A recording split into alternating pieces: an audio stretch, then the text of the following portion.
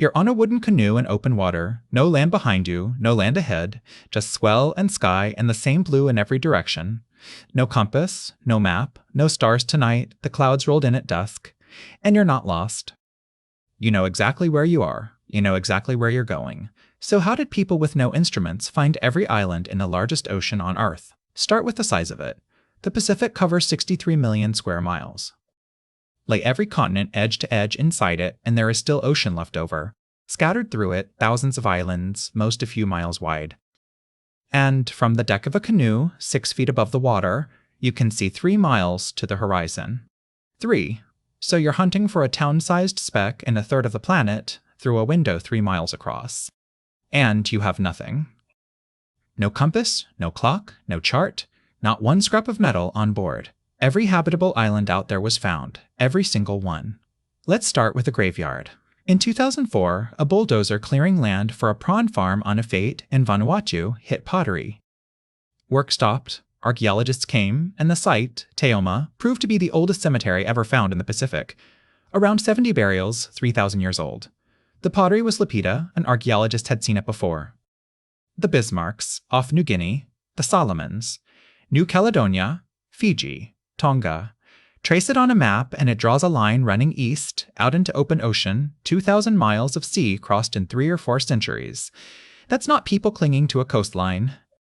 That's a front line, moving. But here's the thing. For most of the 20th century, the accepted explanation for that line was accident. The theory was drift.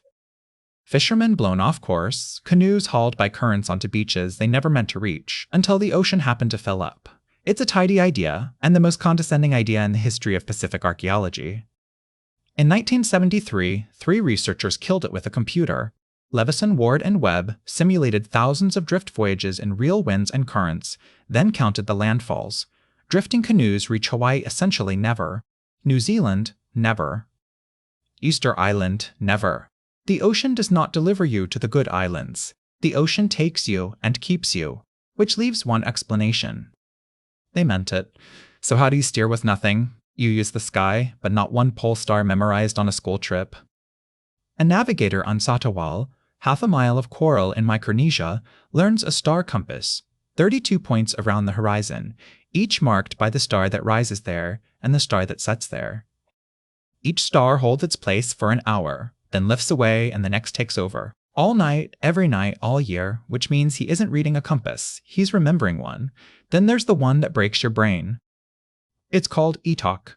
Under etak, the canoe does not move. Say that again. The canoe sits still, and the islands slide past it. The navigator holds a reference island in his mind, often one he cannot see, and tracks it sliding backwards against the star points. When it has moved from this star to that star, he knows exactly how far along he is. Dead reckoning. In the head. In a moving frame of reference, for weeks. Physicists have a word for that. They call it relativity, and they think Einstein thought of it. Then, the water. Storms thousands of miles away push swells across the whole Pacific, and a swell holds its direction the entire way, several running at once, crossing at angles. A navigator learns to feel them, not see them. Feel them in the role of the hull lying down with his eyes shut. When the pattern changes under his back, so has the heading. And then islands leak. An island parks a cloud above itself, motionless and tinged green from the lagoon below, and throws a shadow in the swell downwind. A white tern flies out to fish at dawn and comes back at dusk, 25 miles each way. Find that bird in the evening and you follow it home, which means a 2-mile island is not a 2-mile target. Add the birds, the cloud and the swell shadow, and it becomes a target 60 miles wide. But the real reason they found everything wasn't the stars, or the swells, or the birds. It was the direction. In the tropical Pacific, the trade winds blow out of the east, so the sensible way to explore is to run downwind, west, fast and easy. They went the other way.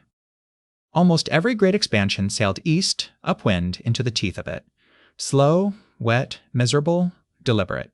Because a voyage upwind is a voyage you can survive. Sail east for 8 days, find nothing, turn around, and the wind that fought you all week carries you home in 3. The archaeologist Jeffrey Irwin laid this out in 1992. Upwind is the safest possible way to search an ocean. They weren't gambling.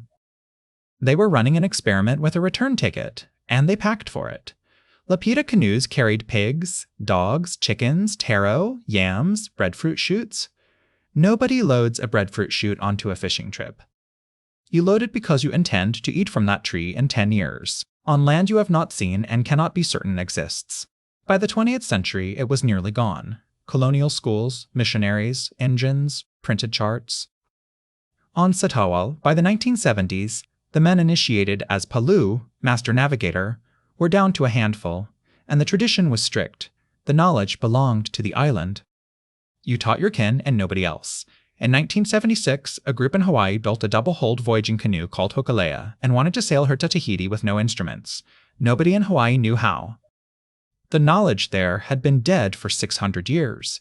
They found one man willing, piailug, a fisherman from Satawal. He had never sailed to Tahiti. He had never seen Tahiti. He had never been anywhere near that ocean in his life. He said yes. 2,400 miles, 34 days, no compass, no sextant, no charts, no radio, stars, swell, birds, and etak carried inside one man's skull across a month of open water. When hokulea came into Papeete, 17,000 Tahitians were standing on the beach. 17,000 people, for a canoe. And then Mao did the thing his tradition forbade. He looked at his island, at the young men leaving and nobody staying to learn, and taught outsiders, Hawaiians. In 2007, on Satawal, he ran the post ceremony and initiated 16 new navigators, 5 of them Hawaiian, handing a 3,000-year-old system to people who were not his blood, because the alternative was watching it end with him. Mao died in 2010. The canoes are still sailing. Now go back to etak. The canoes stand still. The world moves past it. You live in etak. You just have it backwards. You sit still, and the world scrolls past you, and a blue dot tells you where you are. You have never had to hold a place in your head, never had to read a cloud, never had to lie down and feel the ocean argue with itself under your ribs, and know, from nothing but that there is land. You have never been lost in your life, and you have never once known where you are.